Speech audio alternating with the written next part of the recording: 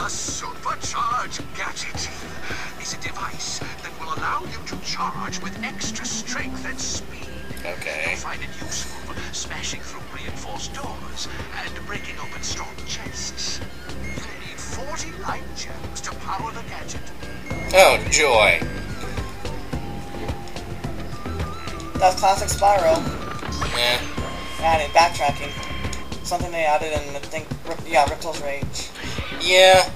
A little bit of backtracking. That's... What are your thoughts on that? If it's done well, it's a decent way to extend the length of the game. The problem is, of course, ensuring that it is done well.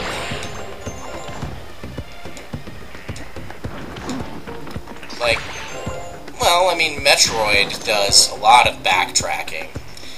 But part of the way it handles it is always, you're gaining new abilities constantly, or at least a constant enough rate that backtracking is not a chore. It's kind of fun to go back and see, like, hey, how does this ability affect the environment I'm in now? How does this new ability affect what I can do?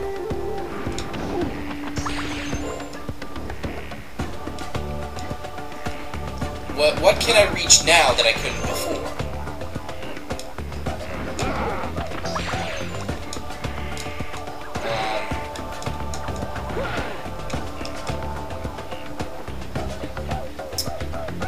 You know, like in Ripto's Rage, you backtracked because you got, you backtracked because you found new,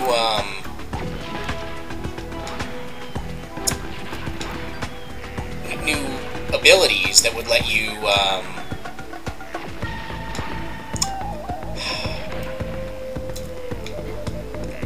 what's the word I'm looking for? Let you interact with the environment in different ways. You could, you know, you'd find, like, hey, your climb ability lets you reach that, that level portal you couldn't reach, a little while ago. That, your head bash lets you go back to a level and try a new challenge, etc., etc.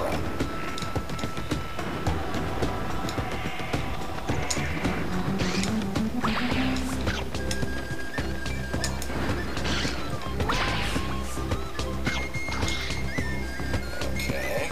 Feel free to browse my file.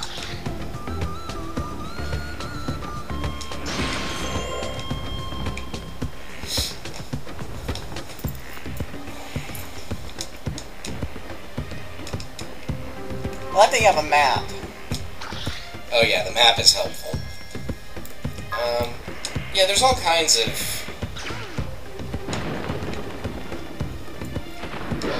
Like, see, with the wall that has the crack in it, you can reasonably surmise that, hey, maybe I can break this.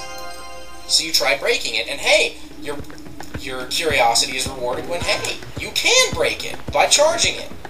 Fantastic.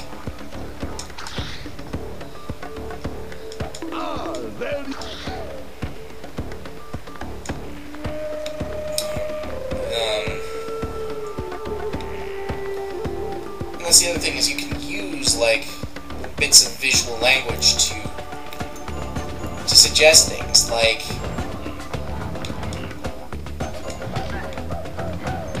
Wow, the hitboxes on those are wonky.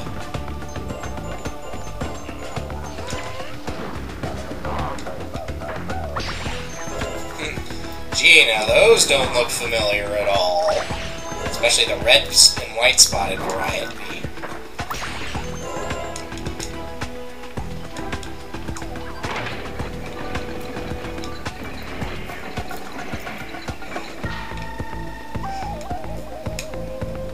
Hey, Spyro, over here.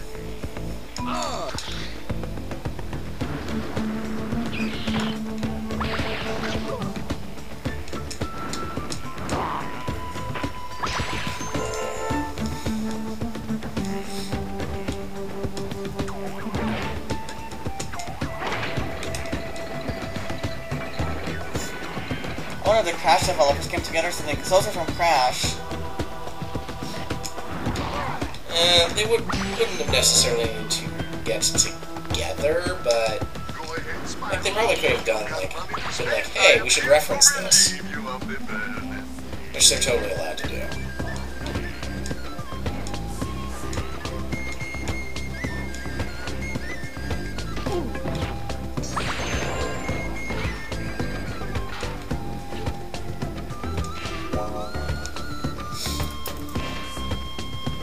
Yeah, see, like, you don't need to be told that you can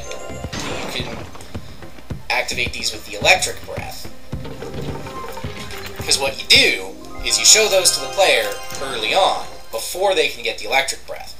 Then, when you get the electric breath, you give them switches, you give them those things to activate the doors to get out. You don't even have to tell them that the electric breath can activate those can activate those things.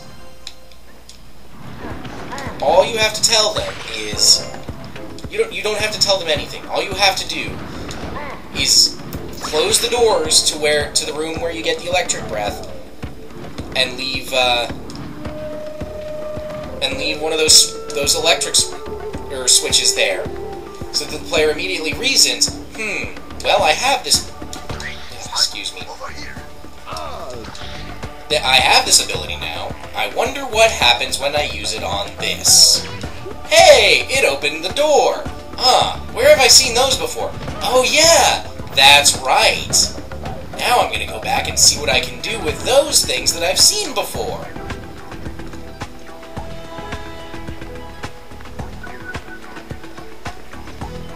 That is good game design. That's rewarding for a player. That they figure out, even if you're guiding them, if they figure that out on their own. Oh no! Clunk. And we just go back to the last checkpoint. The removal of lives from the equation kind of lessens the pressure a bit, which is both good and bad. What's the good and what's the bad? Well, the good is that players who aren't as skilled, especially the younger players, aren't as pressured in to avoid a big game over. The bad is that it does kind of lessen the challenge, the overall challenge of the game. But if you're not really looking for a challenge, then that's okay.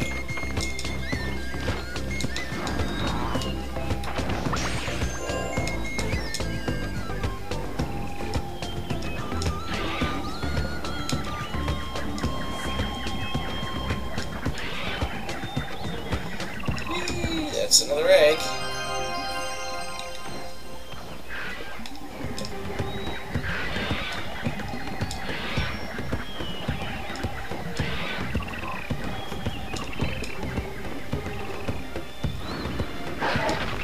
Get torched. And actually, you know that breakable wall? In my latest thing that I completed, that's one of the things I missed, and I have to go back and get excited. I didn't know I finally 100% completed the game the other day. But and you never figured out that you could just break the walls? It's like I didn't even notice it. But I guess it's supposed to be kind of a hint for it. Yeah. But see, there you go. That's good game design, is that you're like, wait a second, what if I did this? And then you can go back to that area. Yeah. And try it on other stuff.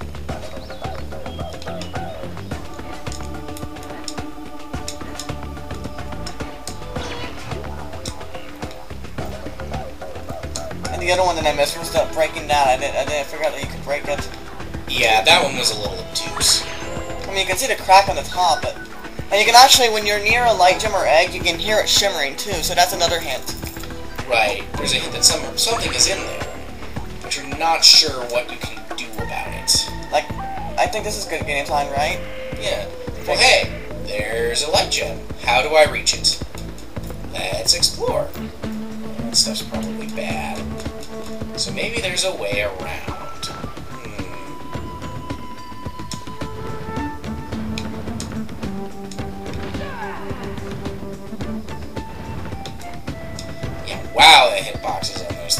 funky. Torched. Get torched.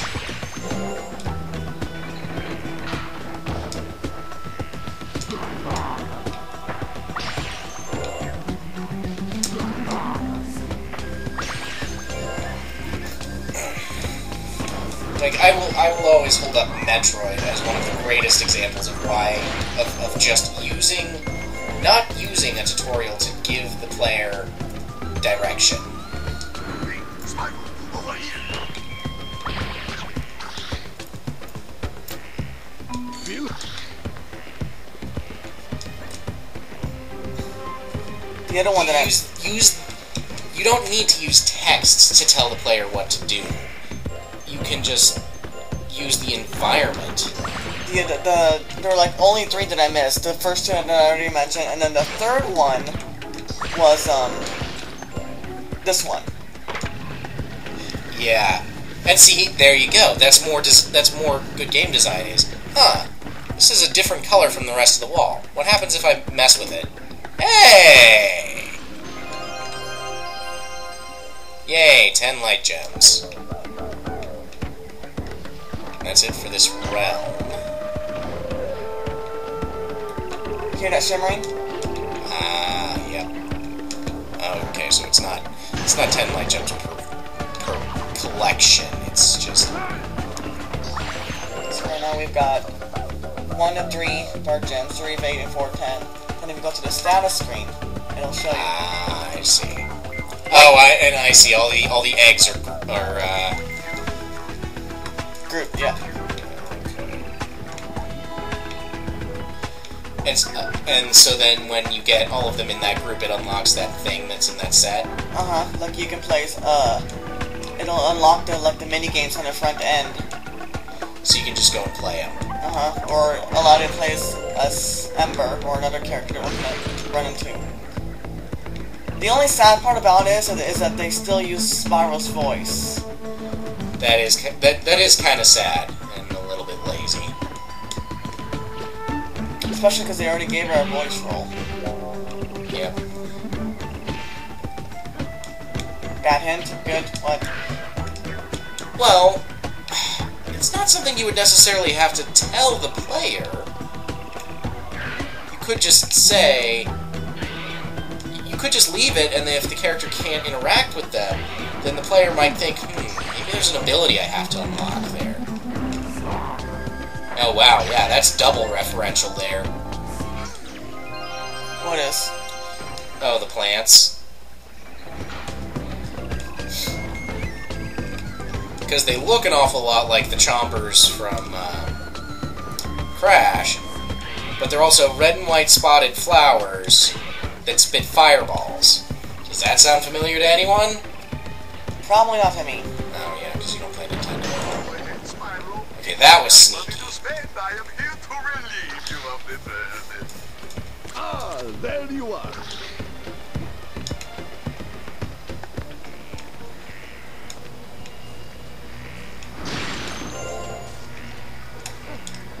So what do you consider good sneaky and bad sneaky?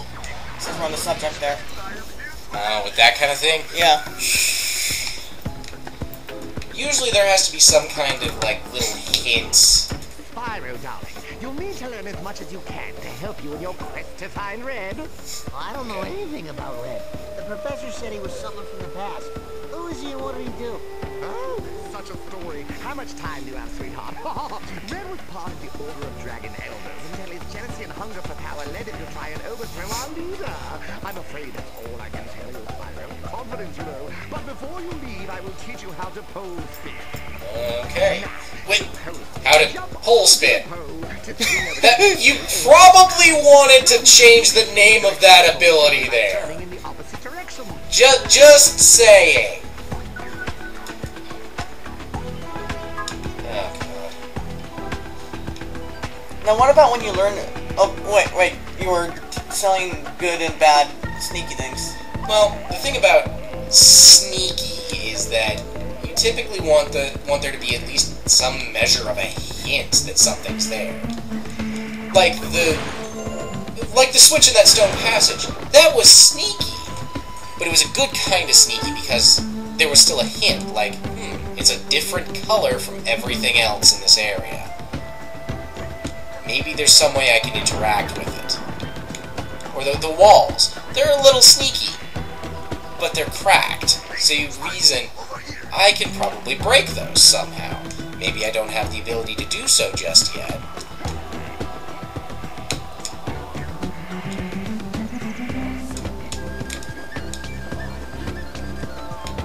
But I'll probably be able to break them at some point or another.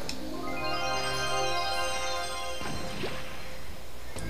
So that's another thing I like. They don't have to tell you that you can light those fireworks on fire. If you give a player an ability that would have natural logical extensions, like fire breath, the player's going to try using the fire breath in any kind of situation where fire might have an effect. E.g., lighting those fireworks.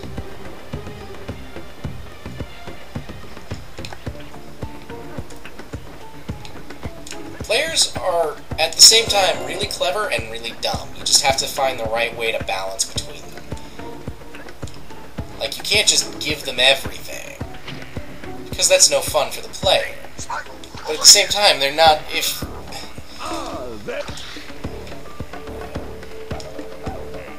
Like...